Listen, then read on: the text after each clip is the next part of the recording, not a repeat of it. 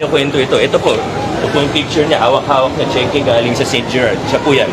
Galing din to sa Facebook niya. Holding a price of 300,000 pesos sa galing yata isang Christmas party or pa-contest nila. So, malinaw na malinaw po yung ebidensya. Malinaw na malinaw po. Kaya ako ito sinasa publiko because this is a matter of national importance.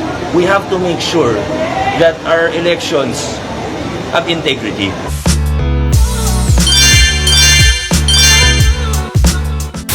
Magandang umaga po sa ating lahat. Wait, mic pa ba? Diba? Sir, una, why you run for re-election? Go ahead, sir. Opo, well, the first term, we started a lot of reforms. We introduced a lot of changes in the city. Second term, we started to institutionalize. Third term, ito na siguro yung masasabi nating exciting part. So we're really looking forward to the next 3 years. Tuloy-tuloy lang sa trabaho. Kung pwede lang, dire-diretso lang yung trabaho, no? Pero syempre, napaka-importante nitong ginagawa natin every 3 years. Key programs po if re-elected. Yes, alam na ng tao yun. Alam na ng mga Pasigueño yun. Alam naman nila yung mga ginagawa natin, mga prioridad natin. Sir, you expressed concern over the involvement of a construction company in Miro Systems. They pulled out already. Are you already happy with that development or are you still wary of something else? Alam niyo po, ang hindi ko talaga maunawaan kung paano maiisip ng isang tao, ng isang grupo, na okay lang na party ka sa isang kontrata ng COMELEC at tatakbo ka rin sa eleksyon na yun. Hindi ko talaga maunawaan kung paano naiisip ng ibang tao na okay lang yun. It is not okay. It is not just about Pasig, but it is about the integrity of our national and local elections. Ngayon, kung mag-pull out sila na hindi ko naman alam yung detalye nun, we should still be careful. We should still be cautious. We should still be alert. Kasi kasama sila mula umpisa eh. Kasama sila mula umpisa. Kaya kailangan bantayan natin ng maigi. Sir, you mentioned na may tax violations kaso sa DPWH. Can you give us more details about those things? Ang totoo po kasi niyan, ngayon kasi sinusubukan nilang baliktarin yung kwento. Pero ang totoo po kasi, nag-umpisa yung mga investigasyon ng nasyonal at ng lokal sa kanila. Wala naman, pare-pareho tayong walang ideya na papasok sila sa politika. Ngayon, di ba, sinasabi nila, and siguro, makukuha nyo naman yung exact quote nung sinabi nung lalaki, si Mr. Curly, yung asawa nung nagbabalak na tumakbong mayor. Narinig nyo naman po yung sinasabi niya na kaya daw sila na, quote, napilitan tumakbo dahil daw sa akin. Anong klaseng intensyon, anong klaseng motibasyon yun para pumasok sa politika? Ito ang mensahe natin sa kanila. Yung pagpasok sa politika, hindi yan pwedeng excuse o hindi yan pwedeng shield para ipagpatuloy yung paglabag sa batas. Sumali sila sa politika o hindi, I will do my job.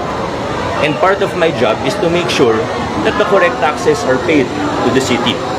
Part of my job is to make sure that the building code is enforced, lalo na pag ganyan kalaki yung mga structures na pinapatayo. So, hindi ito personalan. Wala pong personalan ito.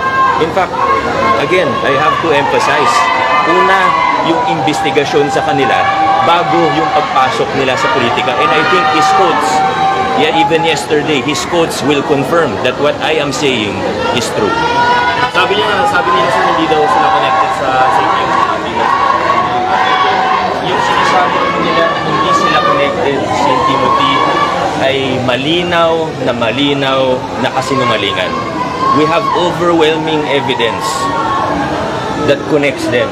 Their office address is the same. Pwede ko ipakita sa inyo. Ang office address ng St. Timothy ay St. Gerard Construction Building. Yun yung nasa business permit nila. Sa business permit nila, may picture ng St. Gerard. Ito po, yung presidente po nila. I love you, Mayor!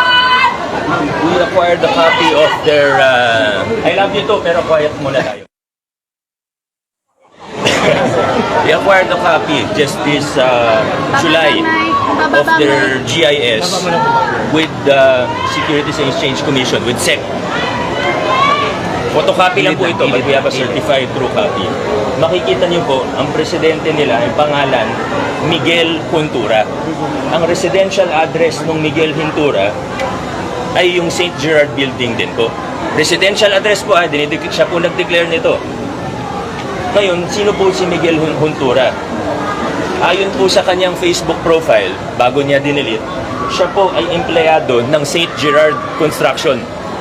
In fact, he is a marketing director of St. Gerard.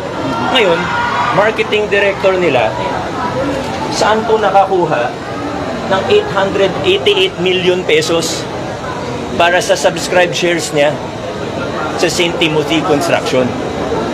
It doesn't make sense. It doesn't make sense. This seems to be some sort of violation of the malinaw na dummy. Malinaw na malinaw po. Ngayon, bakit ko po kinukwento ito? Ito po yung picture niya, hawak-hawak na cheque galing sa St. Gerard. Siya po yan. Galing din to sa Facebook niya. Holding a price of 300,000 pesos sa galing yata isang Christmas party or pa-contest nila. So, malinaw na malinaw po yung ebidensya. Malinaw na malinaw po. Yan ang recent, siya yung presidente ng St. Timothy. Ito po, copy ng JS. Any of you can request from SEC. Public document po ito. Sir, devil's advocate, isn't this moot and academic already given that St. Timothy withdrew already? Yes, but they were part of the contract from the beginning. Mula procurement, mula bidding, hanggang kung kailan man sila na mag-withdraw. So, syempre, magkakakilala yan. They have been using the name. They have been using even behind the scenes, yung mga tao nila, pinagmamalaki na quote-unquote, hawak nila yung kontrata na yan ng COMELEC. Na ngayon, bakit ko to binabanggit ngayon? Kasi ako dito sa Pasig, sa politika, okay lang naman ako eh. Hindi ko na kailangan ikwento to sa inyo. Honestly, okay naman ako eh. Kaya ako to binabanggit, kaya ako to sinasa publiko, because this is a matter of national importance. We have to make sure that our elections have integrity.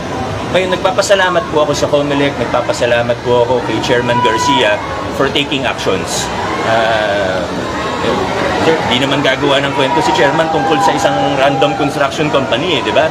So I thank them for taking the appropriate actions or initial actions to ensure the integrity of our elections. But hindi pa po tapos. We still need to make sure that they truly do not interfere with the operations, with the machines. We need to ensure, we need to make sure, we need to watch carefully. Kailangan bantayan natin ng maigi para makasiguro tayo na hindi sila mag-interfere sa operations at sa mga machines, sa automated election machines. Nakasama po sila dyan, wala bidding hanggang po nag-withdraw sila just a couple of days ago. Sir, sabi ni Curly, ginagawa nyo lang daw to para daw ma-provoke silang tumakbo, para lang daw may kalaban kayo. Ano masasabi niyo? That is very stupid to say. Yan, inuulit ko, nauna yung mga investigasyon kaysa sa pagpasok nila sa politika. Sabi nila sir, politika lang daw simula pa ng 2019. Tubo na sila kay Eusebio. Akala ko ba wala sila sa politika nun? Wala naman tayong motivation. Ang problema kasi, gagawa sila ng bawal, lalabag sila sa batas, there's so many investigations surrounding them, fraud, misdeclarations, yung paggamit ng dummy, anomalies in different contracts, meron pa silang tulay na binuho. Hindi naman sa Pasig yan eh. So, ibig sabihin ako yung namumulitika ko sila.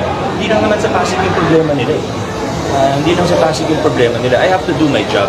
Sino man ang kalaban, ano man ang politika, hindi pwede na porket sumali sa politika ay absuelto na. Hindi pwede na porket sumali sa politika ay kakalimutan na lahat ng masamang ginawa o paglabag sa batas. The investigations have to continue. Politics aside, investigations have to continue and the appropriate cases have to be filed. So kahit anong mangyari sa May 2025, tuloy lang yan. Sir, how many cases has the city administration filed against them? Well, right now, we have only filed cases with regard to their building code violations. But the investigations, medyo komplikado po yan, but we will continue. We will coordinate with the national government agencies involved. We will continue to do our investigations or due diligence.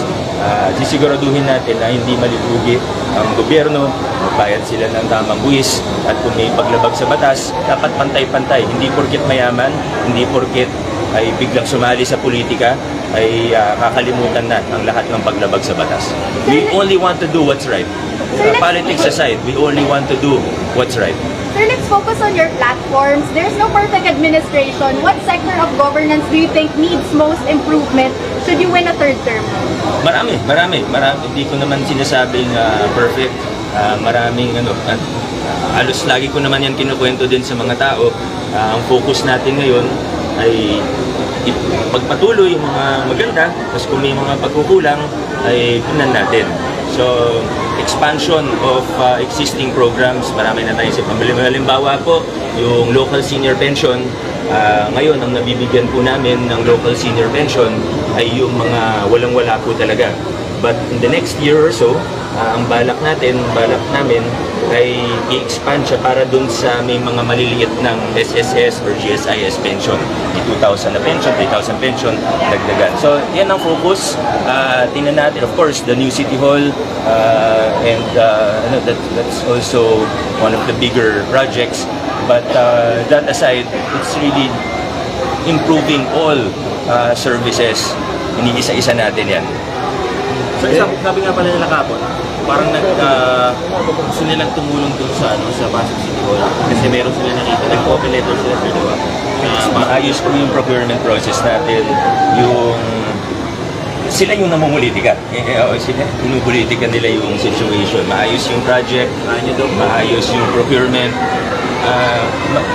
Paano naman ako maniniwala sa sinasabi nila? Yung mga pinapagawa nila sa lungsod ng Pasig pa lang, puro substandard, ang daming mali. Galing ako sa Santa Lucia nung isang araw, meron silang project na declared as completed, pero ang pangit ng gawa. I can show pictures of that later. Meron silang, hindi ba sa kanila yung tulay sa Laguna na gumuho? Paano ako magtitiwala sa paano ako magtitiwala sa advice ng ganung klaseng contractor na kilalang naman. But again, hindi ito para siraan sila, di ba? Ang punto ko dito, kahit mahirap, kahit hindi kumbinyente, pwede namang magpikit mata na lang ako, pwede akong magbulag-bulagan, pero pag may nakikita akong paglabag sa batas, pag may nakikita akong di tama, we only want to do what is right. Yun lang po. Sige, thank you, maraming salamat po sa lahat. Ma'am Connie. Sorry. Ma'am, I would compare your space in a billionaire this time around. Cellphone. Kuya. Mayor,